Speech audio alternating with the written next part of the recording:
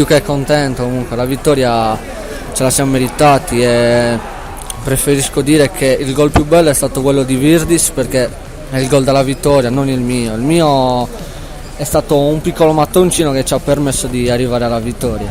Sì, non ci ho visto più a quel gol, mi serviva proprio, soprattutto quando negli allenamenti sbaglio, i miei compagni mi correggono e mi dicono di fare le cose giuste. Secondo me questo è stato soprattutto un merito loro, perché siamo una grande famiglia e grazie a loro sto crescendo. Il mio gol lo dedico a un po' di persone, mio nonno che mi sostiene in tutto, la mia ragazza, la squadra, i ragazzi, la società, tutti.